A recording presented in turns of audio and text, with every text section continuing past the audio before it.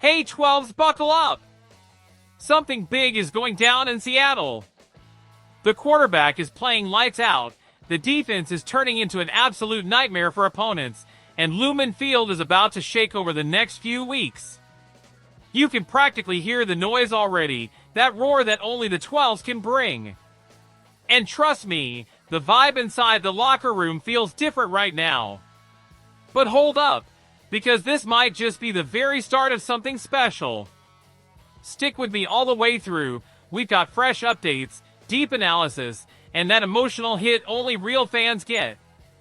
Smash that like button, subscribe, turn on the bell, and let's push the Seahawks back to the top, because if this energy keeps up, this could be one of those seasons we'll be talking about years from now, just like the legendary 2013 run. We're kicking things off talking about a guy proving a lot of people wrong. Sam Darnold has started his Seahawks run showing something most analysts didn't expect: poise and confidence attacking the middle of the field. That might sound like a small thing, but it completely changes how this offense operates. In the first 2 weeks, Darnold went 4 for 4 for 65 yards between the hashes against the Niners, and he cranked it up against the Steelers, 12 of 14, 169 yards, a touchdown, 0 picks. Those aren't just numbers on a stat sheet. That's the type of precision and decision-making that wins games in January. We saw clutch third-down conversions to Cooper Kupp, a perfect 7-yard strike to tight end A.J. Barner for 6, and a 43-yard bomb to Jackson Smith-Jigba that basically iced the game in the fourth quarter and sent the crowd into a frenzy. Brock Howard pointed out on Blue 88 that Darnold looks completely at home attacking the middle, and it fits exactly how this team is built, inside out. And he's right, this has always been part of the Seahawks' offensive DNA. Think back to the days when Seattle dominated games by controlling tempo, using the middle of the field to set up big shots outside. Seeing that style back, with new weapons and a fresh QB, is exactly what fans have been craving for seasons. Kupp is a master at finding soft spots between linebackers, JSN has incredible body control and separation, and tight ends like Arroyo and Barner know how to attack that space perfectly. The result? A creative offense that sets the pace, forces defenses to adjust, and wears them down over 4 quarters. The big question is obvious. Can Darnold keep that same confidence when the division rivals roll into town and the pressure ramps up? If he does, we might be looking at the guy who finally leads Seattle to new heights in the post-Russ era, something fans have been waiting for since 2022. Just imagine what this team could look like by December if this rhythm continues. And speaking of confidence, we can't ignore Josh Jobe. A year ago, he was just grinding on the practice squad, fighting for a shot, trying to get noticed by the coaches. Now, he's the most reliable corner on the roster, and he's playing like a guy who's been in this system for years. Per next-gen stats, he's given up just 2 catches on 8 targets, only 8 total yards, with a pick and a pass breakup. Quarterback rating when throwing at him? 0.0. That's not just good, that's elite. His performance locking down his former teammate DK Metcalf was unreal. He basically erased him from the game and made the Steelers' offense look one-dimensional. Ernest Jones said Jobe isn't a big talker, but when you look in his eyes, you know he's going to war with you.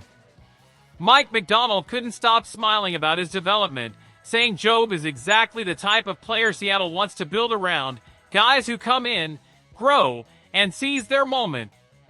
And that's inspiring, 12s. It proves Seattle is developing talent in-house, which is key for staying competitive long-term. And remember, Jobe only started because Witherspoon was out. So now we wonder, does he keep the CB2 spot if he keeps playing like this? If so, this secondary could be scary again, like Legion of Boom level scary. You can almost feel that swagger coming back, that edge that made opposing QBs nervous to throw anywhere near them. That's the kind of energy that can flip a season. If the offense looked lost in Week 1, Clint Kubiak flipped the switch in Week 2. Against the Niners, just 230 total yards and 13 points. Against the Steelers? Completely different story. 395 total yards, 24 points, and 3 long drives in the second half that slammed the door, an 80-yard TD drive, a 55-yard field goal march, and a 73-yard closer that broke the opponent's spirit. That's what identity looks like, and it's the kind of football Seattle fans love: physical, methodical, and relentless. The run game came back to life with 117 yards at 4.0 a pop, and play action was dialed up on 34.3% of Darnold's dropbacks, way up from just 7.7% in the opener.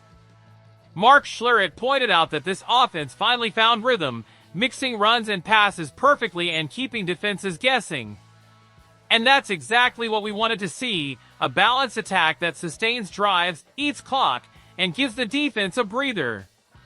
When Kenneth Walker and Zach Charbonnet are fully healthy, this run game could be a nightmare for defenses.